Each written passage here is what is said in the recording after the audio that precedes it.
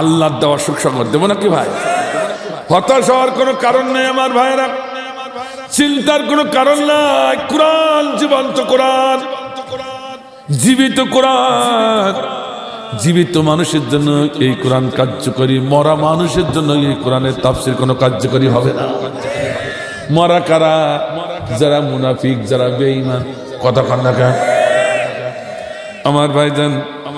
আল্লাহ সূরাতুল কসাসের 5 নম্বর আয়াতে সুসংবাদ দিচ্ছেন, শুনুন।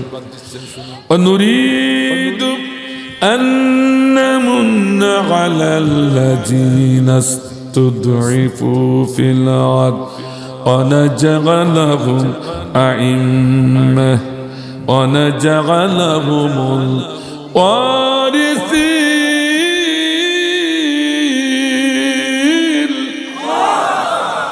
এখনো সবাই আল্লাহু আকবার বললো না। আমি খেয়াল করছি, মনে করে যে হুজুর কিছু বোঝে না। আমার মারা যদি এক হাড়ি ভাত একটা টিপে সব ভাত হয়ে গেছে বুঝতে পারে।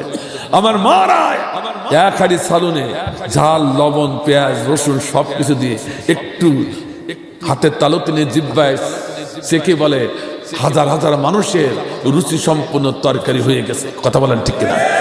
কত বড় বিজ্ঞানী আমার মা। কথা বলেন ঠিক কিনা? তাহলে হুজুরদের এত পাগল মনে করেন না? এই আওয়াজ শুনে বুঝতে পারে কোথায় কোন লোক কিভাবে বসে আছে। কথা বলেন আমার বাজারে। আল্লাহ বলছেন নমরুদের শক্তি, ফিরাউনের শক্তি, আবু জেহেলের শক্তি এখন পৃথিবীতে নেই। হ্যাঁ, আবু জেহেলের শক্তি নেই, নমরুদের শক্তি নেই। ও নমরুদ থাকলেও ফিরাউনের শক্তি আর এখন নেই। আছে। এই নেন কড়কড়ি দলিল। ওয়ায়ামকুরুনা ওয়ায়ামকুরুল্লাহ। একটা মোজারে সিগা আলেমরা জানেন, প্রেজেন্ট এবং ফিউচার টেন্স।